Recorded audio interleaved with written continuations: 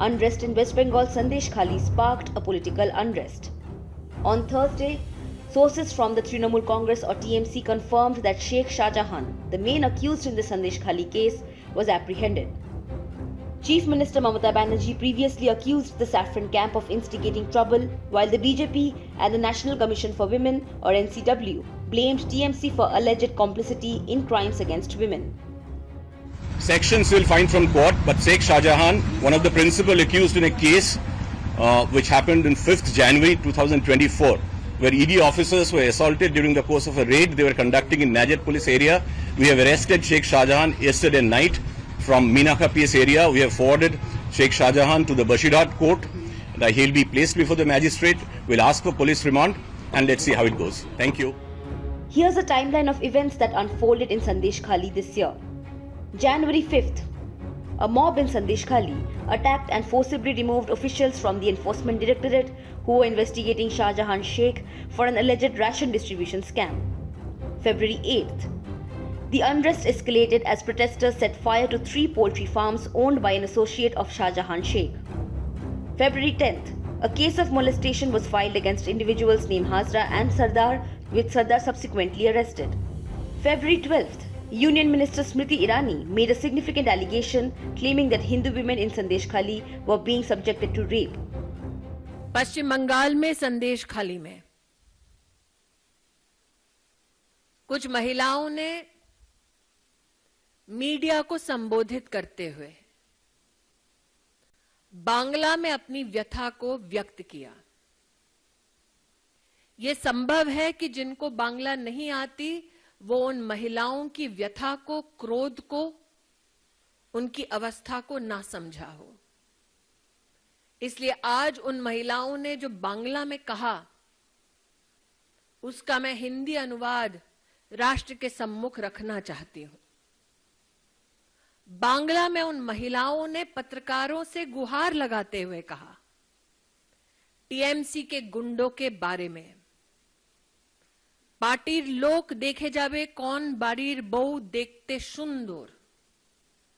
TMC के लोग घर घर जाकर देखते थे किस घर की कौन सी बहू सुंदर है, के कम बॉयशी, उम्र में कौन कम है।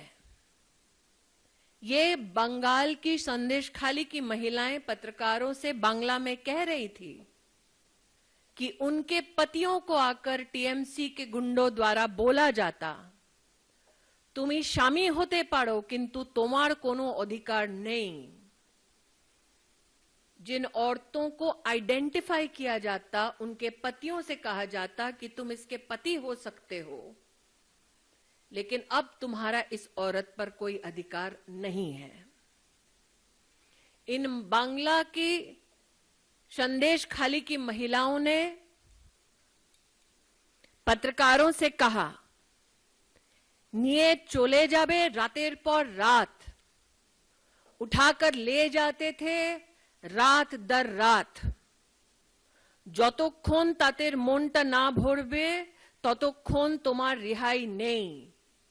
जब तक टीएमसी के इन गुंडों का मन नहीं भरता था तब तक इन औरतों को रिहा नहीं किया जाता था।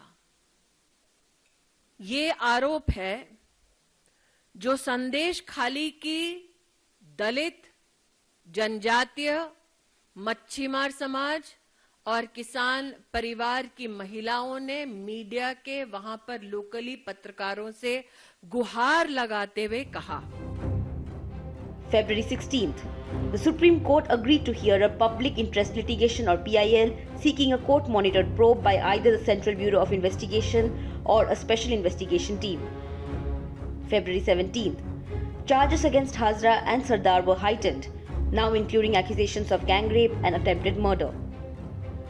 February 18th, following the increased charges, Hazra was arrested. Additionally, a total of 18 individuals were arrested in connection with the case.